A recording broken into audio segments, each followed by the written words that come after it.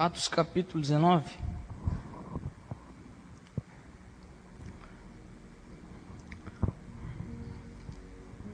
Vamos fazer uma leitura um pouco extensa para mim embasar a ministração. Atos capítulo 19 diz assim: aconteceu que, quando Apolo estava em Corinto, Paulo, tendo passado por todas as regiões superiores, chegou também a Éfeso, e achando ali alguns discípulos, falou a eles: recebestes vós já o Espírito Santo quando crestes? E eles lhe disseram: nós nem ainda ouvimos que haja Espírito Santo. Perguntou-lhes: então, em que sois batizados? E eles lhe responderam: no batismo que João ensinou. Mas Paulo disse: certamente que João vos batizou com o batismo para o arrependimento, dizendo ao povo que cresce no que após ele haveria de vir, isso é, em Jesus Cristo. E os que ouviram foram batizados em nome do Senhor Jesus. Impondo-lhes Paulo as mãos, veio sobre eles o Espírito Santo e falavam línguas e profetizavam. Estes eram ao total uns 12 homens. Entrando na sinagoga, falou ousadamente por espaço de 3 meses, disputando e persuadindo-os acerca do reino de Deus. Mas como alguns deles se endurecessem e não obedecessem, falando mal do caminho perante a multidão, retirou-se deles e separou os discípulos, disputando todos os dias na escola de um homem chamado Tirano. Isso durou por espaço de 2 anos, de tal maneira que todos os que habitavam na Ásia ouviam a palavra do Senhor, tanto judeus quanto gregos. Versículo 11. Deus, pelas mãos de Paulo, fazia maravilhas extraordinárias. Agora nós vamos pular para o versículo 17, que diz: foi isso notório a todos os que habitavam em Éfeso, tanto judeus como gregos, e caiu o temor sobre eles, e o nome do Senhor Jesus era engrandecido. Muitos dos que tinham crido vinham confessando e publicando os seus feitos. Também muitos dos que seguiam as artes mágicas trouxeram seus livros e os queimaram na presença de todos. Feita a conta do seu preço, achou que se montava cerca de 50.000 peças de prata. Assim a palavra do Senhor crescia poderosamente e prevalecia. Agora nós vamos para o versículo 23. Naquele mesmo tempo, houve um grande alvoroço acerca do caminho, porque um certo ourives da prata, chamado Demétrio, que fazia de prata imagens do templo da deusa Diana, dava muito lucro aos empregados dessa profissão, aos quais, havendo ajuntado com os oficiais em obras semelhantes, disse: homens, vós bem sabeis que deste trabalho nós temos o nosso sustento, e vocês sabem e escutam que não só apenas na cidade de Éfeso, mas até em quase toda a Ásia, esse Paulo tem convencido e afastado uma grande multidão, dizendo que não são deuses os que se fazem com as mãos. Há não somente o perigo de que a nossa profissão caia em descrédito, mas também de que o próprio templo da grande deusa Diana seja estimado em nada, vindo a majestade daquela que em toda a Ásia e todo o mundo veneram a ser destruída. Ouvindo eles isto, encheram-se de ira e clamavam, dizendo: grande é a Diana dos Efésios. Encheu-se de confusão toda a cidade, e juntos correram ao teatro, tomaram a Gaio e Aristarco, macedônios companheiros de Paulo na viagem. Querendo Paulo apresentar-se ao povo, não permitiram os discípulos. Também alguns dos principais da Ásia, que eram amigos de Paulo, lhe rogaram que não se apresentasse no teatro. O capítulo 20 e o versículo de número 1, para nós encerrarmos a leitura, diz assim: depois que cessou o alvoroço, Paulo chamou a si os discípulos e, abraçando-os, saiu para a Macedônia.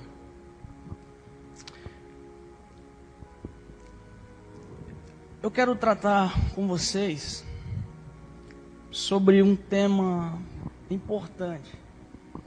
Eu quero falar com vocês sobre avivamento. Aqui em Éfeso aconteceu um avivamento. Eu quero trabalhar com vocês sobre esse tema, sobre esse episódio. Avivamento é um momento, é uma época na história da igreja. Isso é registrado nas Escrituras, desde o Antigo Testamento quanto ao Novo Testamento.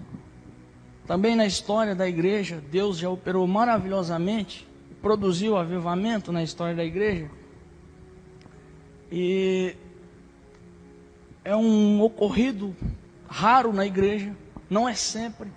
Todavia, é um fundamento importante da nossa fé cristã, e é sobre isso que eu quero falar sobre isso.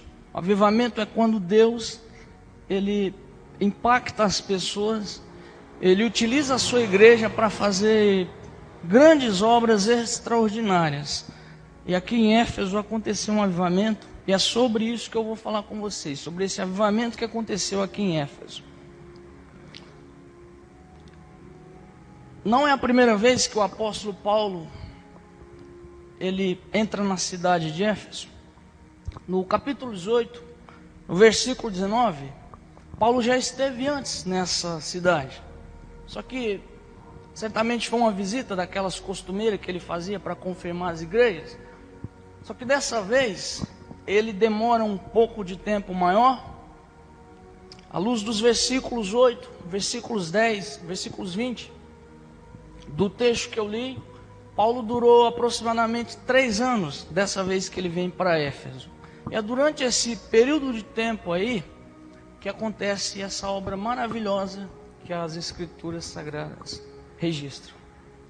Eu quero partir do ponto de que, se as Escrituras é nossa regra de fé e prática, nós professamos que a Escritura ela é infalível, ela é a nossa regra de fé e norma, ela é inerrante. Eu quero partir do ponto de que, se as Escrituras elas registram essa obra, é porque isso é para a igreja, isso é para nós.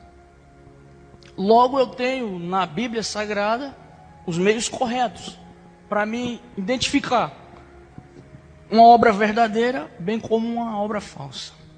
Logo, nós temos a seguinte conclusão: o avivamento é uma obra poderosa. Deus é um Senhor poderoso. Partindo desse princípio, o avivamento é uma obra de Deus, correto? Então, meus pontos principais vão ser esses. Primeiro, eu vou falar com vocês sobre a origem e a fonte do avivamento. Depois eu vou falar sobre o método do avivamento, os meios que Deus utiliza para que a obra do avivamento aconteça. Terceiro, eu vou falar sobre as evidências de um verdadeiro avivamento. E quarto, eu vou falar sobre o fim último do avivamento, o propósito principal do avivamento. Todos os meios que acontecerem, toda obra deve convergir para esse propósito e para esse fim. Então, com a sua Bíblia aberta, primeiro nós vamos identificar a origem e a fonte do avivamento. Segundo o texto que nós lemos, a igreja de Éfeso talvez era uma igreja encolhida. Mas a Bíblia diz que certo dia Paulo chega e ele ora com esses discípulos, versículos 5 e 7, e o Espírito Santo desce sobre eles. E aí acontece essa maravilha que nós vemos registrada. Então, onde está a origem e onde está a fonte do avivamento? Está no Espírito Santo, está em Deus. Nós, como igreja, nós precisamos do Espírito Santo. Eu lembro do irmão Marcos, eu lembro que ele pregou, e eu lembro que o irmão disse que essa doutrina do arrebatamento da igreja, da volta do Senhor, é muitas vezes esquecida por nós. Assim também, o batismo do Espírito Santo, a obra do Espírito Santo é esquecida na vida da igreja. Então, onde está a obra do Espírito Santo? Onde está a obra do avivamento? Está no Espírito Santo, Deus. Então, onde que nós buscamos o avivamento? Em Deus. A Bíblia fala que avivamento é a vontade de Deus. O profeta Joel, ele disse: há de ser que depois derramarei do meu espírito sobre toda a carne, Vossos filhos e vossas filhas profetizarão, vossos velhos terão sonhos, os vossos jovens terão visões. Derramareis do meu espírito sobre toda a carne. No Pentecostes, o apóstolo Pedro, ele toma esse texto e ele diz para aqueles judeus que achavam que aquilo era uma confusão, e Pedro disse: isso que vocês estão vendo é o que já foi dito antes, que o avivamento é obra de Deus. É da vontade de Deus que nós vivamos um avivamento. Não é da vontade de Deus que nós vivamos encolhidos. Não é da vontade de Deus que nós vivamos com a nossa fé esquecida, apagada. Porque a obra do avivamento é vontade de Deus. O profeta Isaías disse: derramarei águas sobre os sedentos, rios sobre a terra seca. Derramarei do meu espírito sobre a tua posteridade e a minha bênção sobre os teus descendentes. Isso ele estava profetizando acerca dos crentes do Senhor Jesus. Os descendentes de Abraão aqui são aqueles que Paulo ensinou que são filhos da fé com Abraão. Então a vontade de Deus desde o Antigo Testamento é que a sua igreja ela seja cheia do Espírito Santo e que a obra do avivamento aconteça nas nossas vidas. Nosso Senhor Jesus também, ele nos prometeu dar o seu Espírito Santo para estar conosco. Jesus disse: eu vou, mas o Consolador virá, e ele vai estar. Não deixarei vocês órfãos. Então, a obra do avivamento, ela está em Deus. Onde nós vamos atrás de avivamento? Em Deus. Deus é a fonte do avivamento. Agora, se é importante dizer isso, também preciso dizer que nós vivemos momentos um tanto quanto difíceis para falar sobre isso. Por outro lado, nós temos um extremo. Nós temos aqueles que não acreditam no sobrenatural. Nós temos aqueles que negligenciam tudo quanto que é preceito divino. E por outro lado, nós temos aqueles que extrapolam, aqueles que deturpam a obra do Espírito Santo. Então, se eu falei que o avivamento está em Deus, logo nós vamos primeiro identificar o que não é avivamento, o que não pode ser avivamento. Nós já temos um avivamento, ele é obra de Deus, então ele procede de Deus. Logo, ele não procede de homens, ele procede do Espírito Santo. Então, em primeiro lugar, avivamento não é união de denominações. Existem pessoas por aí que eles resolvem unir as igrejas, uma espécie de ecumenismo evangélico, e eles dizem: estamos sofrendo um avivamento. Isso não é avivamento. Avivamento não é isso. Avivamento não é quando os crentes decidem se unir, essa igreja X e aquela igreja Y vai se unir com essa. Isso aí não tem nada a ver com avivamento. Por 3 razões básicas eu não acredito que isso é avivamento. Primeiro, que é impossível haver tal harmonia entre homens corrompidos pelo pecado. Quando o ser humano ele intentou fazer essas coisas, lá no Gênesis, o próprio Deus enviou a confusão das línguas. Eles queriam chegar no topo. Deus confundiu a língua deles. Então já começou ali a separação. Isso não é obra de avivamento. Segundo, a igreja, a Bíblia diz que ela é a multiforme sabedoria de Deus. Significa o quê? Significa que Deus tem sua maneira de trabalhar através do escocês que usa saia, através do brasileiro que usa shortão, chinelão e etc. Significa que em todas as culturas, em todos os povos, Deus tem uma maneira correta de agir e trabalhar. Mas que a igreja é multiforme. A igreja ela evidencia a ortodoxia e a doutrina cristã através dessa multiforme sabedoria de Deus. Isso é visto através de nossa vida de várias formas. Na nossa santificação, na nossa vida, na manifestação da palavra de Deus, no nosso comportamento. Terceiro, o próprio Jesus disse que era necessário que a palavra, ela fosse o nosso fundamento. Mateus 7:24. Nós edificamos a nossa vida em cima da palavra. E a ortodoxia, a crença correta, nós temos o evangelho a professar. Se houver uma união gigantesca de denominações, a crença correta é abandonada. Porque inúmeras ditas igrejas não seguem a palavra de Deus, infelizmente. Então, o avivamento jamais virá, ou jamais pode ser fruto de união de denominações, correto? Segundo, avivamento não é a união entre a igreja e o Estado.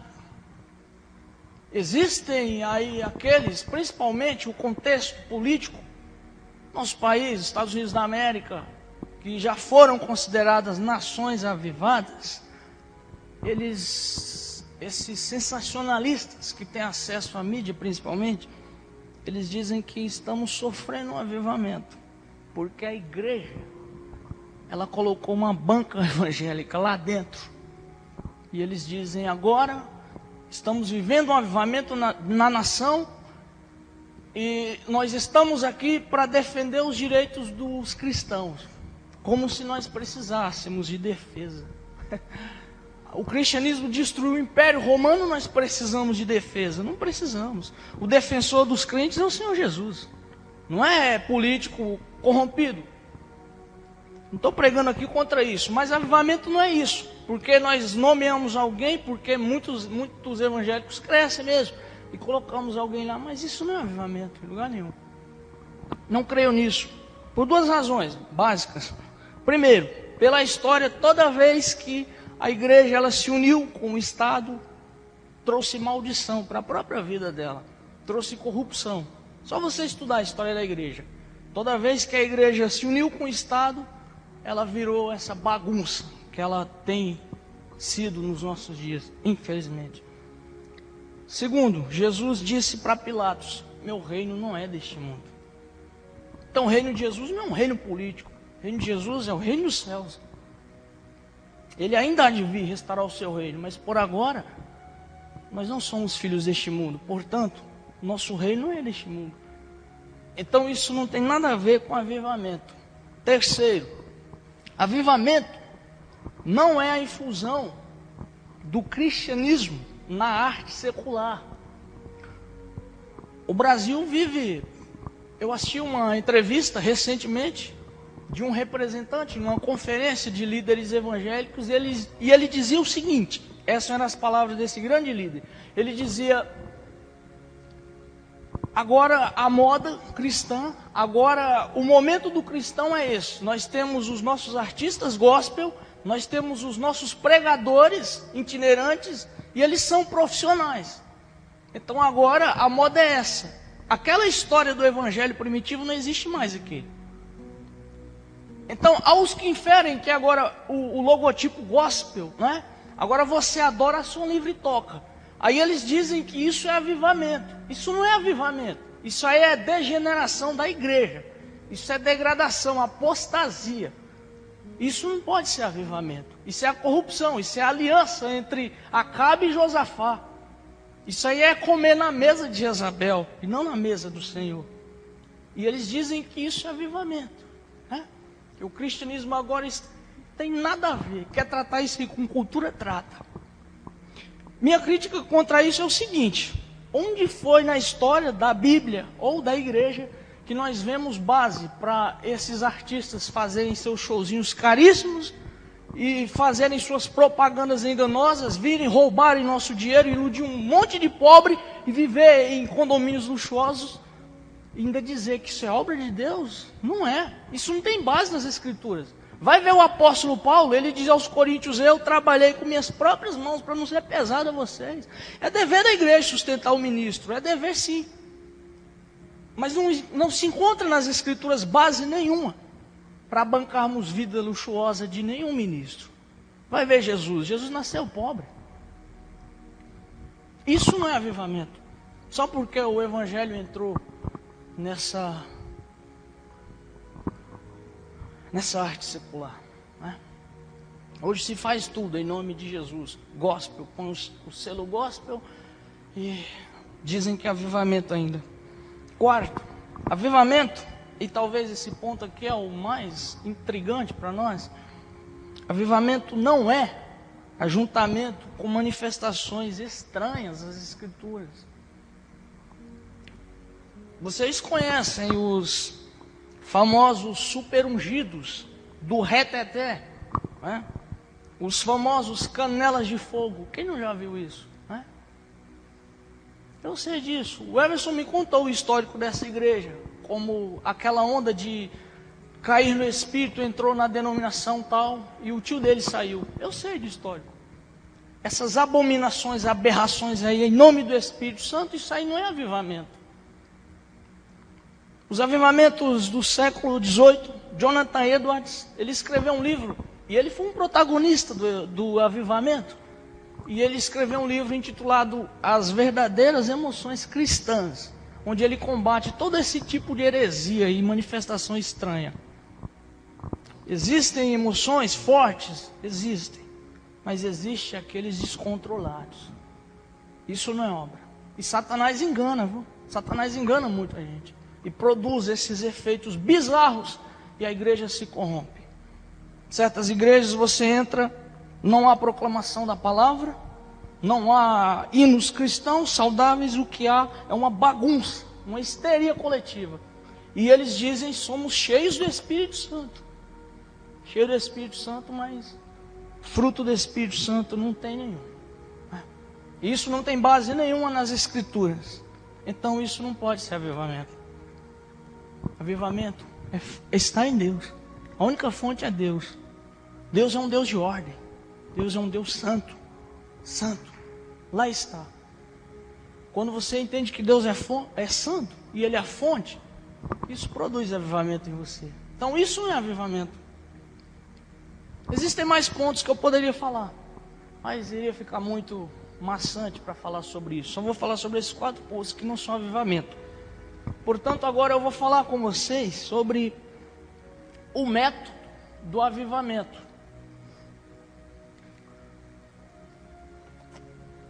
O método como a obra do avivamento. O método como meio. Qual o meio que Deus utiliza no avivamento? O texto que eu li, ele traz um avivamento, e esse texto ele nos dá a direção de como Deus usa nossas vidas para promover, segundo a sua vontade, um avivamento.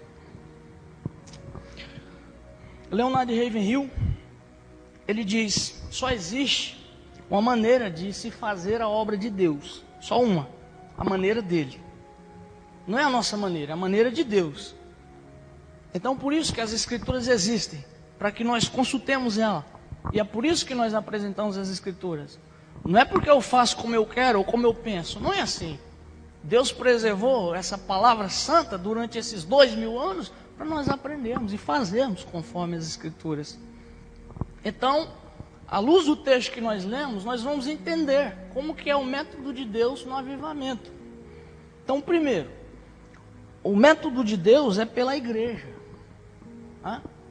Vejamos, o texto diz, os que ouviram foram batizados em nome do Senhor Jesus. E Paulo impôs as mãos, veio o Espírito Santo sobre eles, falaram línguas e profetizavam. Estes eram os 12 homens. Como eu disse antes, a cidade de Éfeso não tinha histórico até esse momento. Mas o apóstolo Paulo chega, ora sobre eles, eles creem profundamente no Senhor Jesus, e uma obra semelhante ao Pentecostes de Atos 2 acontece aqui. Mas Deus usou quem? Deus usou a igreja. Então, se nós queremos que essa cidade, se nós quisermos que as coisas mudem, que um avivamento em larga, em pequena ou em alta escala seja promovido, é através de nós. Nós que devemos buscar o avivamento. É através da igreja que Deus faz o avivamento. Não é através de coisas secundárias, não é através de estratégias humanas, não. É através da igreja. A igreja do Senhor Jesus. É o método de Deus. A igreja, ela é a portadora, a porta-voz, é a cooperadora da obra do Espírito Santo de Deus. E o avivamento é por meio da igreja. Não é vontade de Deus que a sua igreja seja apagada, cansada e sofrida. Não. Vai ler o cristianismo. Jesus morre, quando Jesus ressuscita, aqueles discípulos voltam correndo e entram na cidade. Ressuscitou, verdadeiramente o Senhor ressuscitou. E a igreja, ela abala a cidade de Jerusalém, ela abala o Império Romano, e os estudiosos, historiadores dizem que quem destruiu o Império Romano foi o cristianismo. Isso é uma igreja poderosa. É a vontade de Deus. As escrituras, elas estão recheadas de passagens que recomendam sede fervorosos no Espírito. É por meio da igreja que Deus... Então, eu e você somos os agentes pelos quais Deus usa para produzir o avivamento. Segundo, o método de Deus é pela unção do Espírito Santo. O Espírito Santo, como eu já disse, ele é o causador e a fonte do avivamento. É ele que causa o avivamento. Como o texto diz, veio o Espírito Santo sobre eles, falavam línguas e profetizavam. No versículo 6. Então, se nós almejarmos, se nós quisermos um avivamento, só vai vir quando nós dermos crença firme a essa gloriosa doutrina, o Espírito Santo. Jesus prometeu. O que eu estou falando aqui é o poder do Espírito Santo. Eu não estou dizendo que você, nem eu, nem nós não tenhamos o Espírito Santo. Nós temos. Quando nós aceitamos ao Evangelho, quando nós nos convertemos, nós recebemos o Espírito Santo.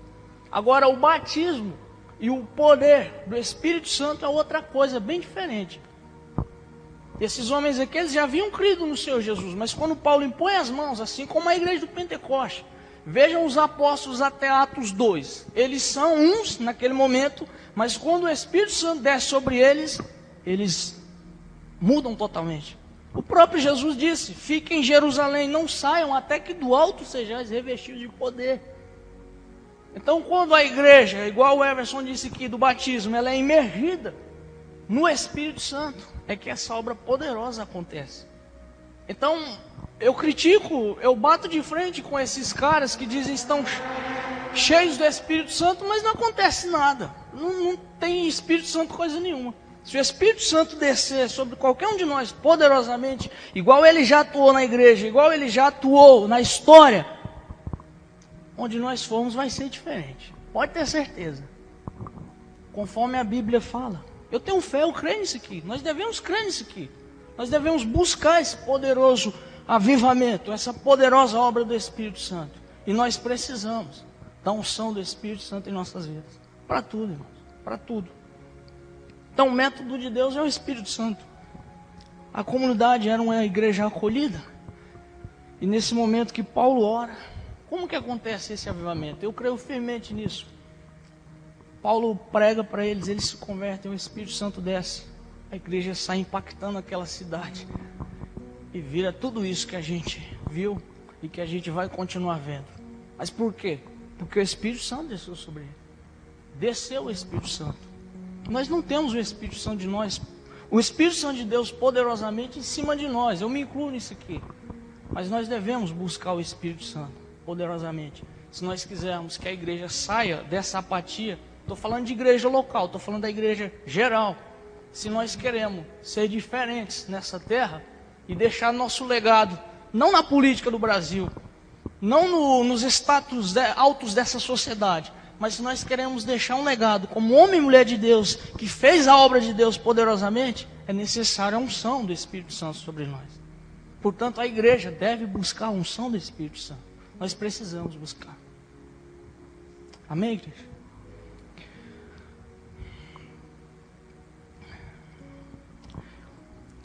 Eu, como sou bom leitor de avivamentos, e nos últimos 6 anos tem sido literatura preferida para mim, principalmente os puritanos, eu coloquei algumas anotações aqui.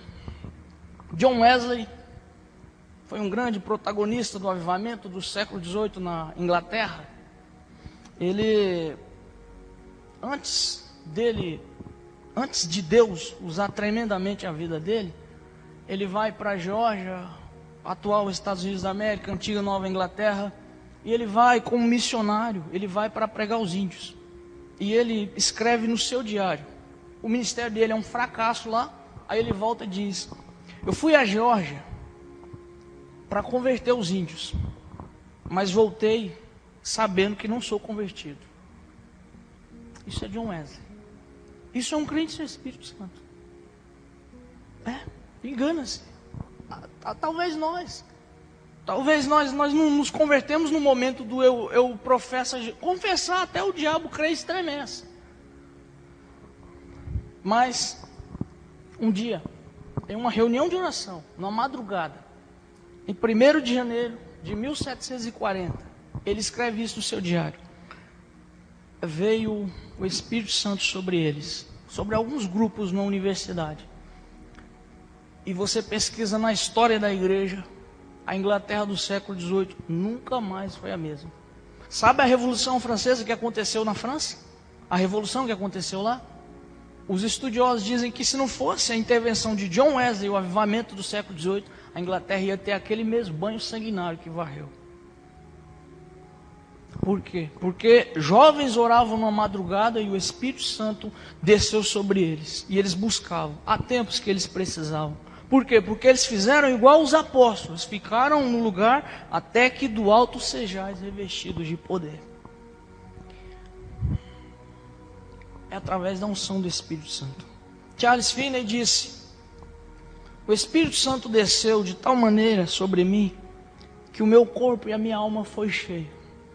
Senti como se uma onda elétrica me traspassasse o corpo inteiro. Charles Finney também foi um outro avivalista, um pregador fantástico, que conduziu milhares de almas ao reino do Senhor. Mas por quê?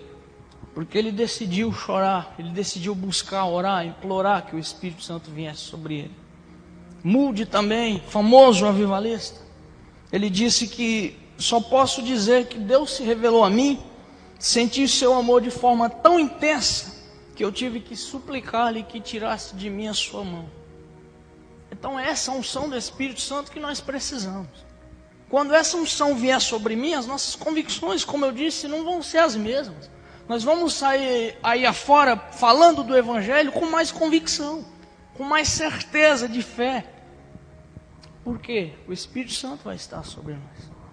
Então nós precisamos, igreja, dessa unção do Espírito Santo. Nós precisamos.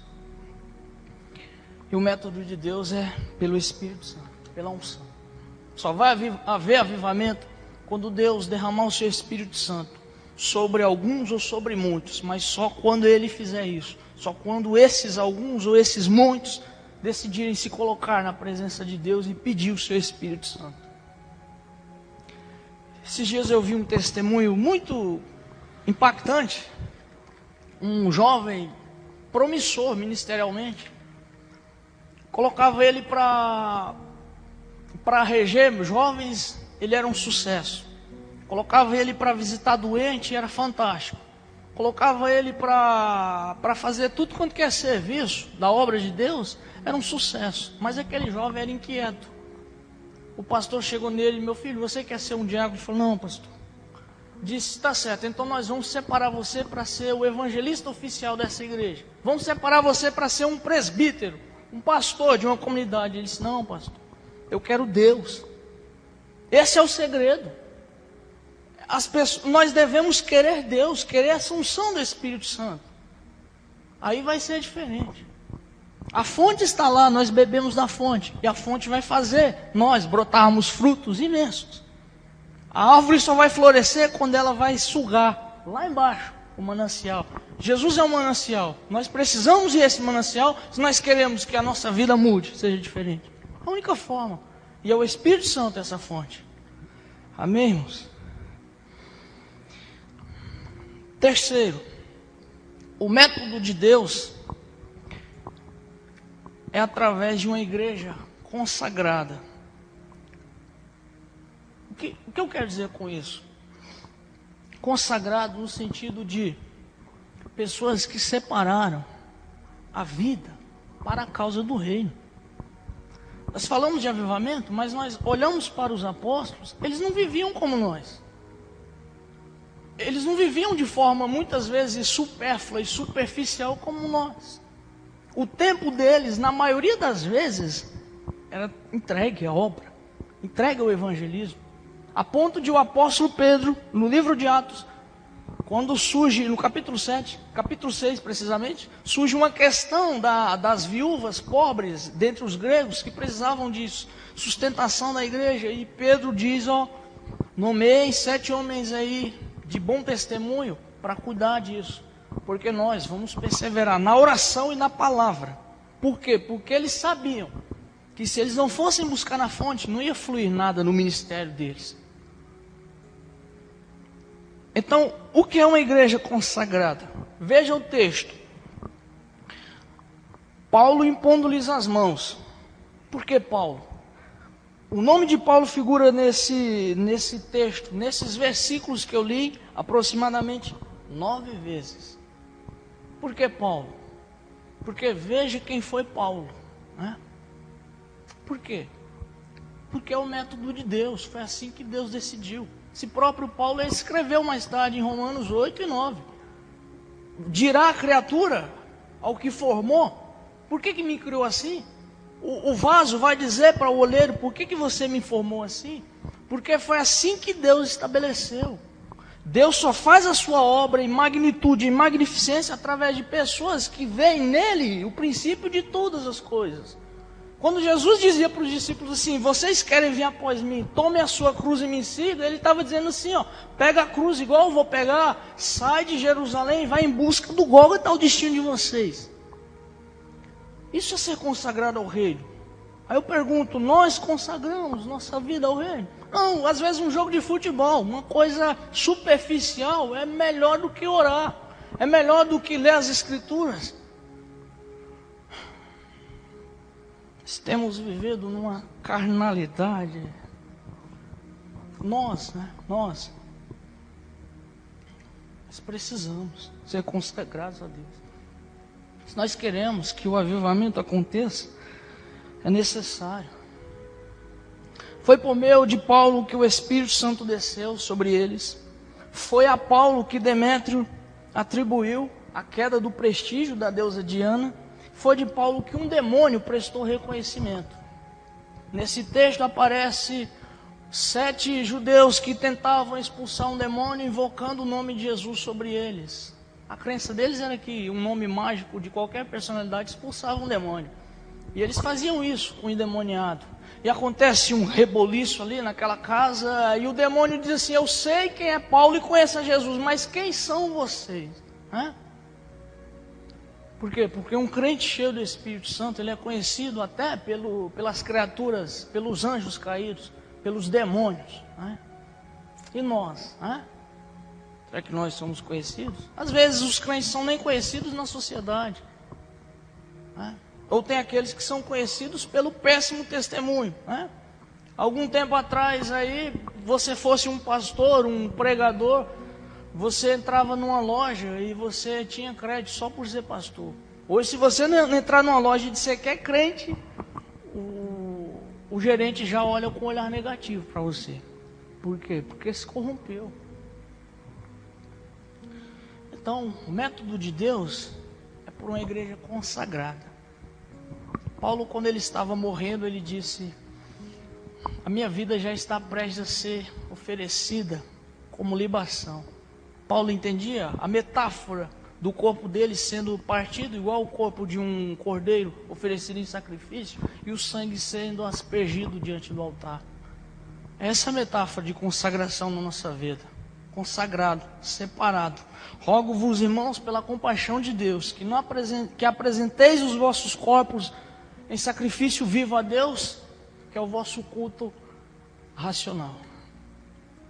Nossa vida diante do altar de Deus. Uma igreja consagrada.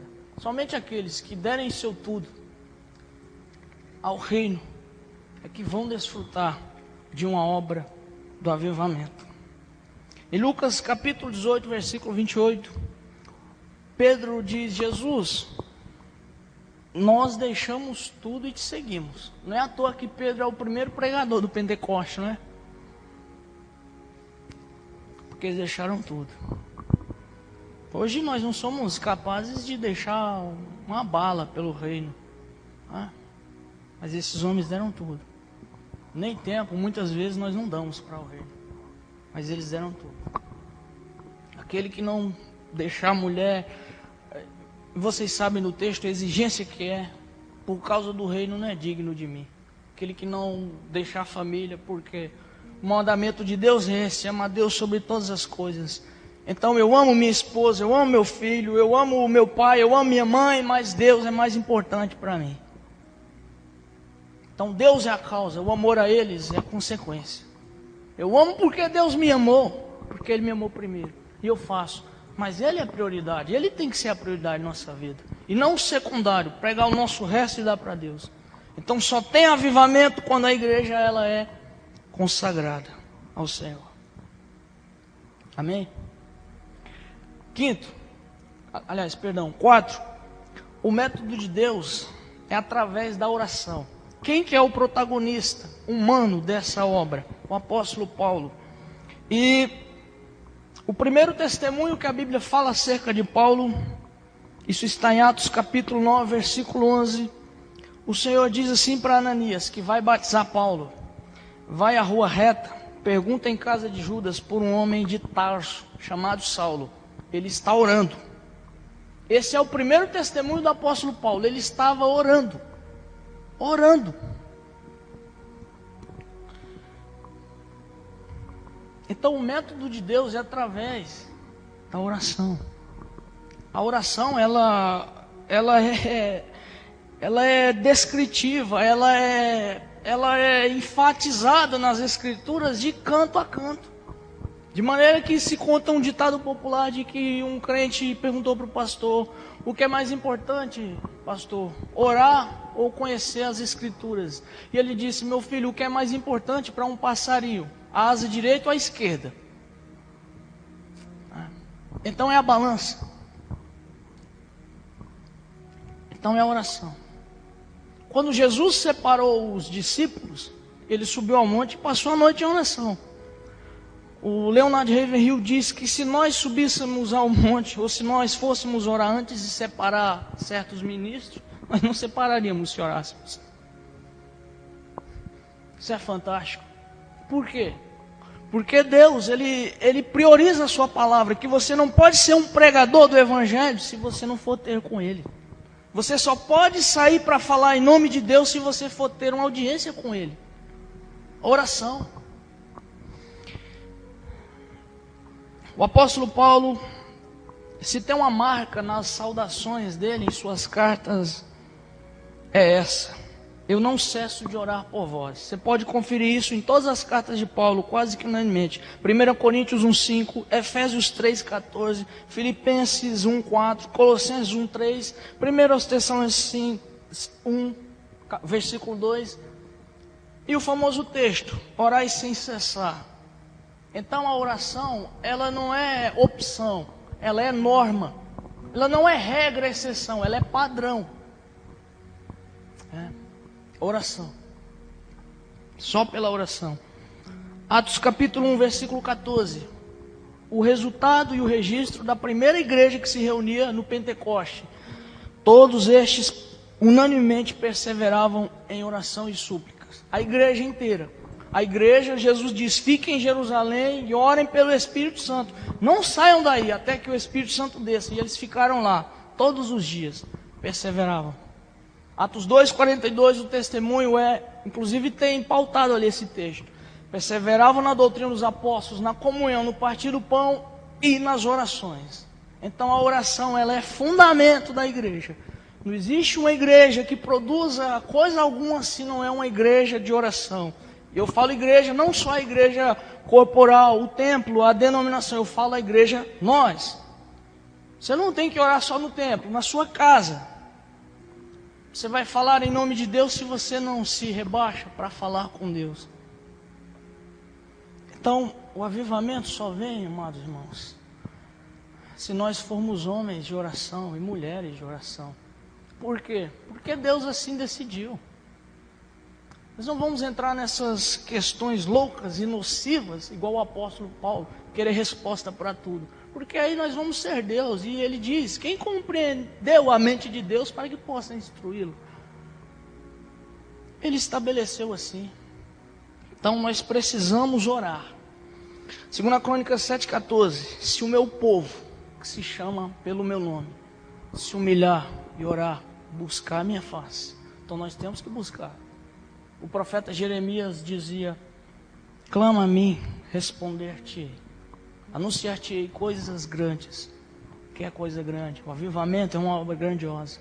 Então, se nós queremos uma obra como essa, nós precisamos ser homens de oração e mulheres de oração.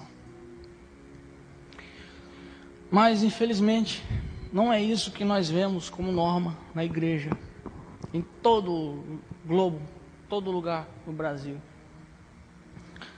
Leonard Ravenhill diz assim: embora a igreja seja pobre sobre muitos aspectos, ela é mais pobre ainda na questão da oração.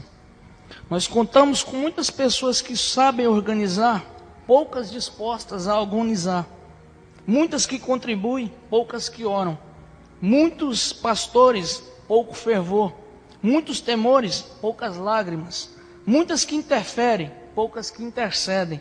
Muitas que escrevem, poucas que combatem. Se fracassarmos na oração, fracassaremos em todas as frentes de batalha da vida. E essa é a verdade. Se você sai da sua casa para vencer as dificuldades da vida e você não se lembra de ter com o Senhor Deus em oração, ou se você vai dormir, se você passa dias e dias, sua vida vai virar um bolo e não vai a lugar nenhum. Somente pela oração. Oração é comunhão. Oração é vida. A oração é a vida da igreja. É a seiva da vida da igreja, é a oração. Então o método de Deus é pela oração. Quinto, o método de Deus é pelo poder do Evangelho. Romanos 1,16, Paulo disse que o Evangelho é o poder de Deus, para todo aquele que crê. Então a palavra do Senhor, ela não volta vazia. E ela é o único poder capaz de estão por aí bolando estratégias e isso, aquilo, e influi isso e faz aquilo. Não. A fé vem pelo ouvir. O ouvir é pela palavra de Deus. Então as pessoas só se convertem, só têm vidas transformadas mesmo, mediante a proclamação da palavra de Deus. O texto diz assim, ó. Na sinagoga, Paulo pregou 3 meses. Versículo 8. Na escola de Tirano, ele pregou durante 2 anos. De maneira que a Ásia inteira ouviu a palavra do Senhor. Um continente grande na época já ouviu a palavra de Deus. Por quê? Porque esse homem cheio do Espírito Santo pregava e a igreja foi sacudida e o evangelho chegou àquele continente inteiro. Mas o avivamento é mediante a palavra de Deus, mediante a proclamação do evangelho. E conforme o verso 20 diz: assim a palavra do Senhor crescia poderosamente e prevalecia. O meio é o evangelho, o verdadeiro avivamento é mediante as sagradas escrituras. Crescimento sem evangelho não é crescimento, é inchação. Esses megatemplos que não tem doutrina, que não tem ensinamento, isso aí é heresia. Isso aí é massa corrompida pelo fermento da corrupção. Crescimento bíblico é com qualidade. A igreja primitiva ela crescia, mas no conhecimento do Senhor. Então nós devemos pregar o evangelho. Nós devemos pregar. Nós devemos pregar. Mas não saímos para pregar de qualquer forma. Mas como o próprio Paulo dizia, minha pregação consistia em demonstração do Espírito e de poder. Então, quando nós falamos para as pessoas, para os ímpios, e não acontece nada, nós precisamos provar nosso cristianismo. Por quê? Porque a unção do Espírito não está sobre nossas palavras. Então nós precisamos pedir que o Espírito Santo nos capacite, para que na nossa palavra seja testificado o poder espiritual que acompanhava a vida deles. Então nós precisamos do Espírito Santo. E é mediante a proclamação do Evangelho que vem o avivamento. Correto? Agora, o quarto tópico as evidências de um verdadeiro avivamento. Em primeiro lugar, os homens, para que o avivamento aconteça, quando acontece um avivamento de verdade, os homens reconhecem as suas necessidades diante de Deus. Veja que Paulo prega para esses discípulos, e eles eram discípulos de João Batista. João Batista tinha uma seita que seguia ele ainda, nesses dias, tá? E eles entendiam que João batizava e pregava que o Messias viria, e quando Jesus vem, e eles não tinham conhecimento, porque eles saíram da comunidade judaica antes de Jesus aparecer, e eles estavam na Ásia, e Paulo vem e prega o Evangelho, e eles recebem rapidamente, e o Espírito Santo desce. Então nós temos que reconhecer nossas necessidades, para que o avivamento venha. Isso é difícil às vezes. Nós queremos dar lugar à carne, dar lugar ao pecado, e não nos reconhecemos. Mas nós devemos reconhecer nossas necessidades. Eles reconheceram e o Espírito Santo veio sobre eles. E Jesus fala na sua primeira bem-aventurança: bem-aventurados são os pobres de espírito. São aqueles que sabem quem são. Humildade não é subserviência, eu sirvo a você, Não, humildade é você reconhecer quem você é. Você pode ser mais e você pode ser menos, mas você é o mesmo e pequeno diante de Deus. E eles souberam fazer isso. O avivamento só vem quando nós reconhecermos nossas necessidades. Segundo, no avivamento, Deus opera maravilhas. Nos avivamentos, conforme aqui fala, Deus fazia maravilhas extraordinárias pelas mãos de Paulo. Eu não vou entrar no mérito aqui de se tais milagres ocorrerem. Eu creio muito na exclusividade apostólica de certos sinais. Mas eu creio poderosamente em Deus, que Deus é o Deus do impossível. Eu creio que aquilo que para nós é impossível, para Deus é possível. E nos avivamentos, coisas extraordinárias são manifestadas. Eu trouxe aqui um relato de George Whitefield, que foi também um grande pregador do século XVIII. Certa vez ele estava pregando em Hebreus 9:27. Aos homens está ordenado morrer uma única vez, vindo depois disso o juízo. E o biógrafo diz, enquanto ele leu esse texto na primeira vez, alguém caiu morto. Depois ele leu novamente e alguém caiu morto. E ele continuou pregando. Por quê? Porque aquela nação estava tão corrompida em pecado, que Deus estava punindo, estava levantando aqueles pregadores, e Deus estava confirmando isso, conforme ele fez com Ananias e Safira, para que a geração inteira fosse impactada. Então nos avivamentos acontecem coisas extraordinárias. Isso é marca de um avivamento. E a minha crítica com essas megas igrejas aí é que eles dizem que está tendo um avivamento lá. E os milagres é uma cura de uma dor de cabeça. Não, isso aí uma aspirina faz. É uma unha que é uma dorzinha nas costas. Não. Deus é um Deus de grandes coisas. Deus não vai fazer o que o médico faz, porque o médico vai se igualar a Deus. Não. Deus só faz o que nós não podemos fazer. Então esse é o Deus que a igreja ensina.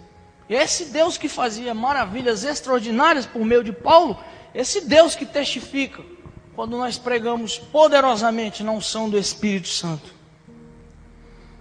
Terceiro, no avivamento ocorrem muitas e verdadeiras conversões. Muitas e verdadeiras. Você vê os testemunhos aí? Eu vim para Jesus, minha vida transformou. Eu abri um salão, agora eu sou uma mega empresária. Isso aí não tem na Bíblia. Não. Mas olha o que diz o texto. Muitos dos que vinham, versículo 18, tinham crido, confessando, publicando os seus feitos. Então eles diziam, eu era pecador, eu era um ladrão, eu era um assassino, mas agora eu vou deixar isso. Isso é avivamento. Não é esse avivamento que você vê aí. Não vi ninguém lá dizendo assim, eu era um assassino, eu era cruel, eu bati na minha mulher, eu já fui e agora Jesus me transformou, minha vida é outra. Não é isso. Isso acontece nos verdadeiros avivamentos. Eles tinham exatamente as qualificações que a palavra do Senhor nos diz do que é um verdadeiro cristão. Convicção de pecado, confissão, arrependimento e abandono. E a prova de que eles deixaram seus pecados é dada pelo fato de que eles vieram do ocultismo, e Éfeso era uma cidade coberta de magia negra e etc. E quando eles vieram, eles pegaram seus livros de magia negra e queimavam isso. O escritor Lucas diz que deu uma quantia aproximadamente $10.000. Para dizer o quê? Foi verdadeiro que eles se converteram. E é isso que acontece no avivamento. Deus converte as pessoas. Igreja, avivamento é uma obra maravilhosa. Pesquisem sobre isso, vejam o que é uma igreja ser incendiada pelo poder de Deus e as pessoas querendo Deus, convertendo-se dos seus pecados, conforme aparece aqui. A igreja primitiva ela era repleta de conversões. No primeiro sermão de Pedro, Atos 2:41, 3.000 almas se converteram. Uma pregação sem muita eloquência, sem muita sabedoria, 3.000 almas se converteram. Um sermão só. Mais adiante, o texto diz no versículo 47, o Senhor acrescentava à igreja aqueles que iam sendo salvos. Atos 2:47. E mais, Atos 4, versículo 4. Muitos, porém, dos que ouviram a palavra creram. Chegou o número desses homens a 5.000. É crescimento sim, mas é crescimento com qualidade. Por quê? Porque a igreja crescia no fundamento da palavra. Era uma igreja socialmente bíblica. Era uma igreja que se importava com a necessidade dos outros. Era uma igreja que buscava o Espírito Santo. Era uma igreja que tinha as Escrituras como fundamento. Era uma igreja que orava. E a igreja crescia. E a Bíblia diz que até eles caíam nas graças do povo. O povo via aquela igreja e dizia, nossa, que pessoas maravilhosas. Eu quero entrar no meio desse povo. Por isso que a igreja crescia. Não é igual hoje que essa igreja globalizada traz um terrível testemunho. Nós precisamos do Espírito Santo para que os frutos apareçam em nossa vida. A igreja primitiva, Leonard Ravenhill diz que a igreja de hoje ela é eletrônica. A igreja primitiva era eletrizante. Então a igreja de hoje é um bonde velho, um trem abandonado. A igreja primitiva era um metrô supersônico de última linha. É isso que acontece. Isso é a igreja do Senhor. Quarto ponto. No avivamento, a sede de Deus. Sede de Deus, igreja. Sede de Deus. Por que que a palavra do Senhor, por que que o evangelho prosperou de forma tão maravilhosa em Éfeso? Porque o povo estava sedento. Porque Deus enviou. A palavra de Deus nos diz, Jesus disse, o Espírito Santo convence o homem do pecado, da justiça e do juízo. Então o Espírito Santo de Deus, ele vai à nação e depois ele envia os seus pregadores. Para quê? Para que o seu evangelho seja próspero nesse lugar. Então, é necessário termos sede de Deus se nós queremos avivamento. Sede. O que é sede? O salmista usa uma figura de linguagem no Salmo 42, versículo 2. Semelhante a um cervo que brama pelas correntes das águas. Isso é ter sede. Você sabe o que acontece com um cervo? Ele caminha inúmeros quilômetros e ele não tem como se salvar. Aí ele chega naquelas cachoeiras e encontra ali ele para e relaxa e bebe. Mas a figura do salmista é essa: quando eu estou caminhando, Senhor, em busca de águas, tal qual um cervo, assim é que eu tenho sede. A minha alma tem sede do Deus vivo. Mas muitas vezes nós estamos igual Marta. Marta, está fadigada com muitas coisas. E nós não temos sede de Deus. Tal como esse jovem que eu disse, eu quero Deus, pastor. Esses homens, eles queriam. Eles faziam isso, eles iam todos os dias ao templo, eles tinham sede, eles queriam ouvir a palavra, eles queriam orar, eles queriam mais e mais e mais. E o avivamento, isso é marca de um avivamento. Não é o que acontece por aí. Essas pessoas não querem Deus, elas querem a bênção de Deus, elas querem as coisas desse mundo e não querem o reino dos céus, igual Jesus disse. Ajuntem tesouros lá. E no avivamento há sede de Deus. Agora essa quinta marca de um avivamento, e o meu tempo já se abrevia, eu já estou quase indo para a conclusão, não se preocupe. Essa aqui mexe muito com a gente, principalmente com nós pregadores. No avivamento, Deus levanta profetas e não animadores de plateias. Se tem, eu lamento dizer isso, mas o entretenimento é uma marca da igreja moderna. O entretenimento é uma marca da igreja moderna. Spurgeon já dizia no século XIX: no lugar de pastores nós temos palhaços que animam os púlpitos. Isso é verdade. E avivamento não é isso. Veja Paulo, Demétrio, o líder do sindicato dos idólatras, ele testemunha assim de Paulo: bem vedes e ouvis, verso 26, que não só em Éfeso, mas até em quase toda a Ásia, esse Paulo tem convencido e afastado uma grande multidão, dizendo que não são deuses os que se fazem com as mãos. Então Paulo, ele não tinha medo de denunciar o pecado da nação. Isso aqui é um alerta para nós cristãos. Então Paulo ia no coração. O continente era marcado pela idolatria à deusa Diana. Paulo ia no coração. Não são deuses os que se fazem com mãos humanas. Isso é um profeta de Deus. No sentido de quê? No sentido de denunciar o pecado. Não no sentido de prever coisas loucas e profetizar coisas bizarras, mas no sentido de denunciar o pecado da nação. Então é isso que acontece no avivamento. Não é o que acontece por aí, quando multidões aí são abençoadas a todo custo. Não. O profeta é esse. Ele marca. E como é que nós poderíamos traçar um paralelo de Paulo e esses avivalistas de hoje? É difícil, hein? É difícil. As escrituras estão aí.